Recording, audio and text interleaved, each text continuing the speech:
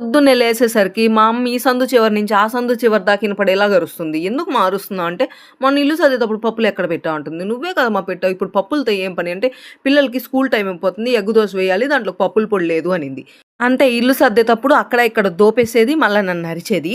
సరే ఈ అరుపులు రోజు ఉండేవేలే మాకు అలవాటయిపోయింది. సరేలే ఈ పప్పుల పొడి రెసిపీ ఎలా చేయాలో చెప్పేస్తాను. ఇది ఇడ్లీలోకి కానీ, దోసలోకి కానీ, రైస్‌లోకి పోపు పెట్టుకొని తిన్నా ఎలాంటి టిఫిన్‌లోకైనా సూపర్‌గా ఉంటుంది.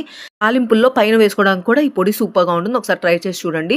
ఒక 20 ఎండుమిరపకాయలు కారానికి తగ్గట్టు, కొంచెం తినే శనగపప్పు అలా ఫ్రై చేసుకొని, అవి కొంచెం ఫ్రై అయ్యాక కొంచెం జీలకర్ర, ధనియాలు వేసుకొని, తర్వాత ఎండు కొబ్బరి కొంచెం వేసుకోవాలి.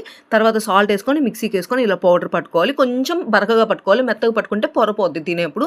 అవి కొంచెం మెదిగాక వెల్లుల్లి రెబ్బలు తీసుకొని, అవి వేసుకొని మళ్ళా ఒకసారి గ్రైండ్ చేసుకొని, మనం ఏదన్నా కంటైనర్‌లో గాని స్టోర్ చేసుకుంటే 2 మంత్స్ దాకా ఉంటుంది ఈ పొడి. ఎగ్ దోసలోకి కానీ అలా సూపర్‌గా ఉంటుంది. ఒకసారి ట్రై చేసి చూడండి. అండ్ ఈ వీడియోకి ఒక లైక్ చేసి వెళ్ళండి. Bye bye.